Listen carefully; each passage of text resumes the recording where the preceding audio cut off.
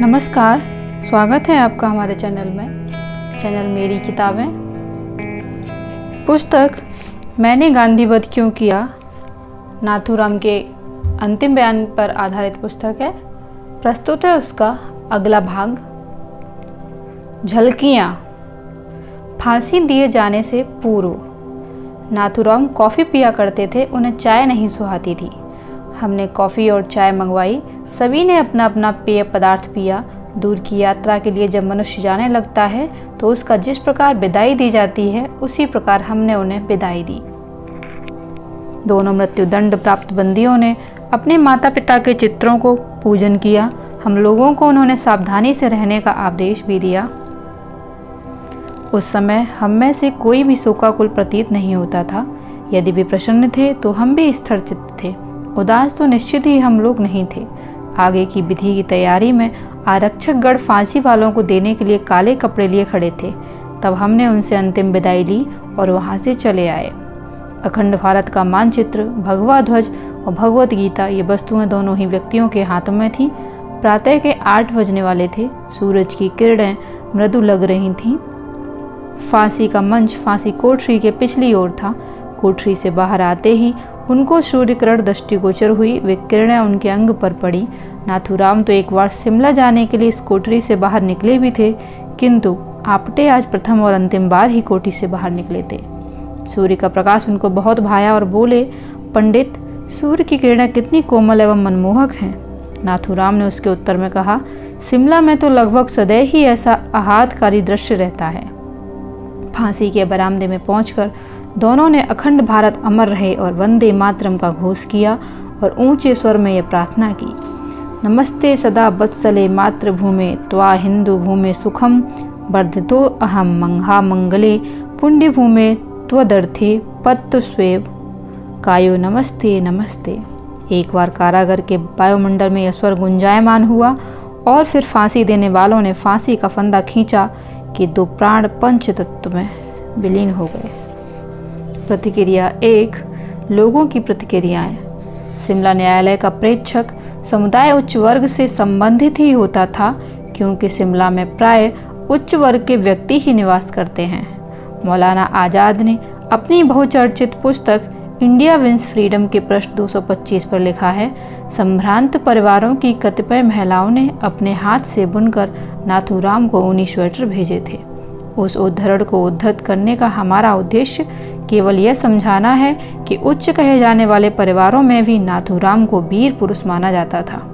मौलाना आज़ाद ने असत्य लिखा हो, ऐसी भी बात नहीं है। उनका उल्लेख ठीक ही है।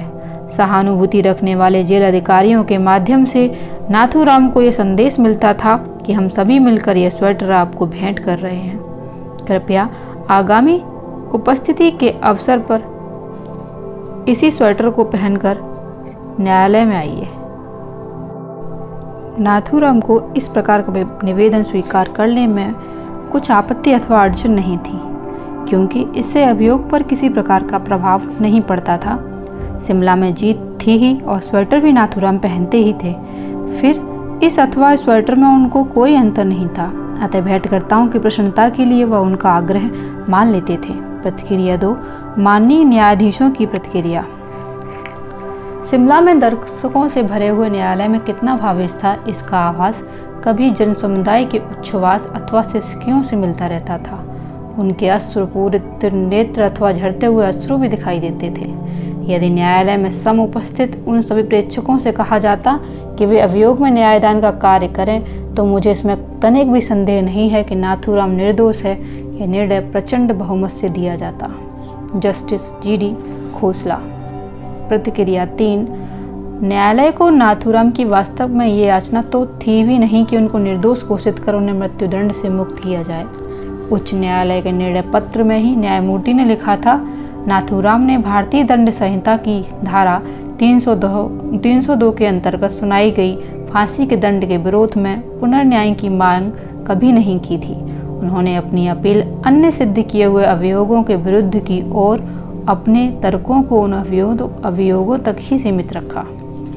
अंत तक उनके मन में यही भावना थी कि मैंने मानव हत्या की है, अतः उसके दंड स्वरूप मैं मृत्युदंड स्वहर्ष स्वीकार करता हूँ। यदि मुझे मृत्युदंड नहीं दिया गया तो वह न्याय के साथ ही अन्याय हो जाएगा। मेरी भावनाओं की हत्या की चरम सीमा पर पहुँचने में जो पृष्ठभूमि कारण बनी, यदि वह सत्य सिद्ध हो तो उस पर विचार होना चाहिए, क्योंकि उसका ऐतिहासिक महत्व है। यही आशय उन्होंने वक्तव्य के समापन अंश में स्पष्ट किया था। प्रतिक्रिया 4, अभियुक्त द्वारा की गई हत्या उपयुक्त है अथवा नहीं, इसका निर्णय करने के लिए उसकी पार्श्वभूमि को देखने की न्यायालय की कुछ सीमित एवं विशिष्ट मर्यादाएं होती हैं, किंतु नाथूराम द्वारा की गई हत्या की पृष्ठभूमि तो अत्यंत विशाल थी। दशाब्दियों का इतिहास था। न्यायालय की विचार परिधि में उसका आना संभव नहीं था। नाथूराम यह जानते थे, अन्यथा प्रेक्षक वर्ग ही क्यों, न्यायालय ही उनको निर्दोष घोषित कर देता है। यदि उस पृष्ठभूमि को परखने की उसकी सीमा होती तो न्यायमूर्ति श्री खोसला के उपयुक्त अभिमत का निष्कर्ष केवल इतना ही था कि यदि उस विशाल पृष्ठभूमि को सत्यासिद्ध की कसौटी मान लिया जाता और प्रेक्षक वर्ग को न्यायासन पर आसीन मान लिया जाता तो निश्चय ही वह नाथूराम के कृत्य का समर्थन कर उसे निर्दोष घोषित कर देता। उच्च न्यायालय ने दिनांक 22/6/49 को अपना निर्णय घोषित किया। तदनुसार शंकर किस्तैया और डॉक्टर परचुरे को मुक्त कर दिया गया। अन्य 5 अभियुक्तों का दंड पूर्ववत ही रहा। गोपाल गोडसे के संबंध में न्यायालय ने अपने निर्णय में शासन से अपने अधिकार द्वारा उस पर दया करने की संतुष्टि की। प्रतिक्रिया 5, नाथूराम शिमला से अंबाला लौट आए थे। इन अभियुक्तों द्वारा भारत का तत्कालीन सर्वोच्च न्यायालय प्रिवी काउंसिल इंग्लैंड में अपील की गई, परंतु आरंभिक श्रवण के समय उसे अस्वीकार कर दिया गया और दंड की अंतिम पुष्टि हो गई। दिनांक 15/11/1949 का दिन फांसी का निश्चित किया गया। मृत्युदंड प्राप्त दोनों व्यक्ति नाथूराम गोडसे और नाना आप्टे तथा आजीवन कारावास का दंड प्राप्त करने वाले अन्य तीनों बंधु विष्णु करकरे, मदन लाल पहावा और गोपाल गोडसे, ये सभी अंबाला बंदी गृह में ही थे। अधिकारियों की कृपा से मृत्युदंड प्राप्त एवं आजीवन कारावास का दंड प्राप्त करने वालों में परस्पर भेंट होती रहती थी। प्रतिक्रिया 6, मृत्युदंड की तिथि निश्चित हो जाने पर दोनों मृत्युदंड प्राप्त व्यक्तियों के संबंधियों के अंतिम बार मिल लेने की दृष्टि से उनके घर वालों को अधिकारियों की ओर से पत्र भेजे गए थे। नाथूराम ने आवेदन किया था कि मेरे माता पिता वृद्ध हैं और वे पूना में रहते हैं, इतनी लंबी यात्रा वे नहीं कर सकते, अतः मुझे येरवड़ा पूना बंदी गृह में ले जाया जाए, जिससे कि माता पिता के अंतिम दर्शन में कर सकूं। किंतु शासन ने इस आवेदन को स्वीकार नहीं किया। जो संबंधी और नातेदार मिलने के लिए आए अम्बाला आ सकते थे, वे सब दिनांक 13/11/1949 को अम्बाला पहुंच गए थे, किंतु उनकी भेंट दिनांक 14/11/1949 को कराई गई। प्रतिक्रिया 7, भेंट के लिए आए हुए व्यक्तियों की संख्या 30-35 के लगभग थी। दिनांक 14/11/1949 को प्रातःकाल 10 बजे से 7-8 के समूह के रूप में मिलने का कार्यक्रम प्रारंभ हुआ। नाथूराम और आप्टे दोनों ही मिलने वालों से बड़ी सरलता और सहज रूप में बात करते थे। किसी भी भेंटकर्ता ने यह महसूस नहीं किया कि कल प्राप्त होने वाले मृत्युदंड के कारण वे किंचित भी विचलित हुए हों। उनके मन पर मृत्यु का किसी प्रकार का प्रभाव नहीं दिखता था। भेंट के लिए आने वालों का भावाभिभूत होना स्वाभाविक था, परंतु उन्हें इस बात का भी स्पष्ट ज्ञान था कि वह मृत्यु असहाय अवस्था में ही आ रही है, ऐसी बात नहीं, अपितु स्वयं ही इन्होंने इसका वरण किया है, अतः उन्होंने भी अपना संतुलन बनाए रखा था। प्रतिक्रिया 8, नाना आप्टे और उनकी पत्नी चंपूताई की भेंट बड़ी हृदय स्पर्शी थी। नाना बोले, कल से तो तुम्हें रोना ही है। मैं यदि कहूँ कि किसी प्रकार का भी दुख नहीं मानना चाहिए, तो भी दुख तो होगा ही और होता ही रहेगा। कोई कितना भी कुछ कहे, फिर भी ये कुछ क्षण हमको परस्पर वार्तालाप के लिए मिले हैं, अतः दुख मनाने की अपेक्षा यदि हम उन्हें आमोद प्रमोद में वार्तालाप में बिताएं तो उपयुक्त होगा। पति की अंतिम इच्छा थी, अपने हृदय पर पत्थर रखकर पत्नी को इससे निभाना था। किसी भी प्रकार से मन की भावनाओं को दबाकर पति की उस इच्छा को पूर्ण करने में चंपूताई सफल हुई। नाना अपनी पत्नी से परिजनों की कुशल क्षेम पूछते रहे। चंपूताई ने शांत चित्त से उनके सब प्रश्नों का उत्तर दिया। कारागार की आधे घंटे की पति पत्नी की वह अंतिम भेंट बहुत ही महत्वपूर्ण और साथ ही उतनी ही संयमपूर्ण मन स्थिति में संपन्न हुई। प्रतिक्रिया 9, नाथूराम गोडसे और नाना आप्टे, जिनको दूसरे दिन ही फांसी के फंदे में लटकना था, उनको मिलने आए हुए परिजनों एवं मित्रों की मर्म स्पर्शी भेंट का दृश्य कारागृह के अधिकारियों ने भी देखा। मृत्युदंड प्राप्त बंदियों की धीरोदात्तता का ऐसा उदाहरण उनकी दृष्टि में कभी नहीं आया था। उन लोगों को अब तक ऐसे साक्षातों में रोदन क्रंदन ही देखते को सुना था। इस भेंट के अवसर पर अधिकारी भी अनेक बार भावविभोर होते देखे गए। अंततः वे भी तो मनुष्य ही थे। प्रतिक्रिया 10। भेंट करता तो खाद्यान्न लाए थे, उस शाम वही हमने उनके भोजन के लिए भेजा गया था। कल आने वाली मृत्यु का विचार कर न तो उनकी भूख भाग गई थी और ना ही उनके मन में ये भावना थी कि कल तो मरना ही है, अतः आज जितना अधिक से अधिक खाया जा सके उतना खा लिया जाए। वे जानते थे कि ये पदार्थ उनके आत्मीय व्यक्तियों द्वारा भेजे हुए हैं।